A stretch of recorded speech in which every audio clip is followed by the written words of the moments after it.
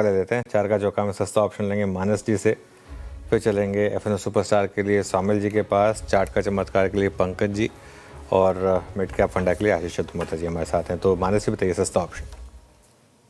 तो देखिए सस्ता ऑप्शन के लिए बीडीएल पे मेरा ध्यान है। बीडीएल में एक फ्रेश ब्रेकआउट चार्ट पे देखने को मिला है। तो बीडीएल का 1460 1460 का कॉल ऑप्शन जो 65 रुपए पे ट्रेड हो रहा है, उसमें 44 के स्टॉप लॉस से 100 रुपए के टारगेट के लिए खरीदारी की जा सकती है। बीडीएल अभी चर्चा हो रही थी इसकी, सस्ता ऑप्शन मानस जी की पिक भी हो गई। एफएनओ सुपरस्टार सोमिल जी, कौन सा स्टॉक देखा आपने?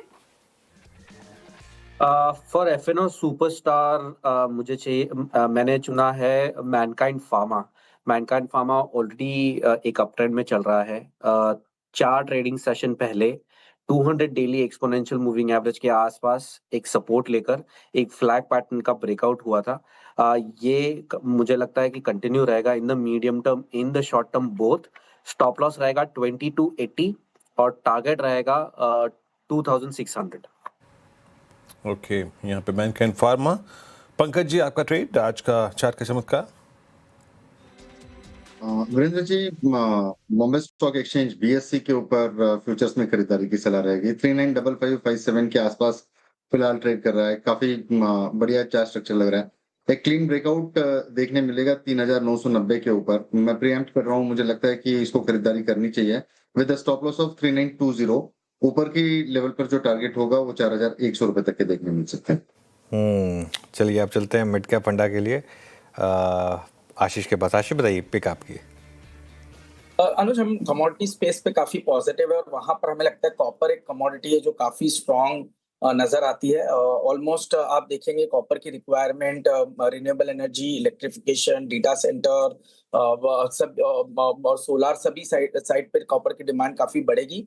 तो ग्लोबल अगर से हम कॉपर की कैपेसिटी की बात करें तो 50 मिलियन टन की कॉपर डिमांड आने वाले सालों में देखने को नजर आएगी, पर जो प्रोडक्शन है वो 25 से 30 मिलियन टन के ऊपर नहीं होगा। तो एक बहुत बड़ी डिमांड सप्लाई मिसमैच कॉपर में बनी रहेगी, जिसका benefit copper as a commodity को मिलेगा। और इंडिया में हमें प्ले करना है तो हिंदुस्तान कॉपर एक बहुत बढ़िया प्रॉक्सी हो सकता है, जो कि इंडिया के अंदर में ऑलमोस्ट 45% रिजर्व्स इस समय पर हिंदुस्तान कॉपर के पास उनकी माइनिंग लीजेस हैं और ये लीजेस आने वाले ऑलमोस्ट 14-15 साल और चलती हुई नजर आएंगी। और ये अपनी जो प्रोडक्शन कैपेसिटी है, इसको माइनिंग कैपेसिटी है, इसको बढ़ाकर 2031 में 12 मिलियन टन पे आ जाएंगे, जो करंटली मात्र 3.5 मिलियन टन के आसपास है। तो हमें लगता है कि एक तो प्रोडक्शन काफी बढ़ेगा, प्लस कॉपर ग्लोबली आप देखेंगे तो $6.2 को कल इसने क्रॉस किया है। तो ये एक बहुत स्ट्रॉन्ग रेजिस्टेंस जोन था जिसको कॉपर ने क्रॉस किया है।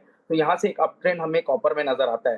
तो इसको देखते हुए हमें लगता है कि हिंदुस्तान कॉपर पे बेट लेना चाहिए। डाउन साइड में 540 पे अच्छा बेस ये स्टॉक बना चुका है और ऊपर में मेरा मानना है 650 रुपए तक की अपसाइड, 650 रुपीज तक की अपसाइड हिंदुस्तान कॉपर के स्टॉक में देखने को नजर आ सकती है। ओके, 650 तक का अपसाइड दिख रहे हैं हिंदुस्तान कॉपर में। मिड कैप फंडा में पिक हो गए आशीष जी के। फटाफट से एक रिकैप 4 का चौका का हमने शुरुआत की सस्ता ऑप्शन के साथ। मानस जी ने सुझाया बीडीएल भारत डायनामिक्स 1460 की कॉल लेनी है आपको, टारगेट 100 के हैं, स्टॉप लॉस 44 का लगाना है। एफएनओ सुपरस्टार के लिए सोमिल जी को भारा है मैनकाइंड फार्मा और यहाँ पर खरीदारी की राय 2600 के टारगेट है, 2280 का स्टॉप लॉस लगाने की बात कही गई है। चार्ट का चमत्कार पंकज जी ने बीएससी चुना, शानदार मूव इस पर्टिकुलर काउंटर में 4100 के लिए चेज कीजिए, 3920 का स्टॉप लॉस लगाइए। और अभी आशीष ने मिड कैप फंडा में हिंदुस्तान कॉपर चुना है, 650 तक के स्तर दिखा सकता है ये, वही 540 का आपको स्टॉप लॉस लगाना है।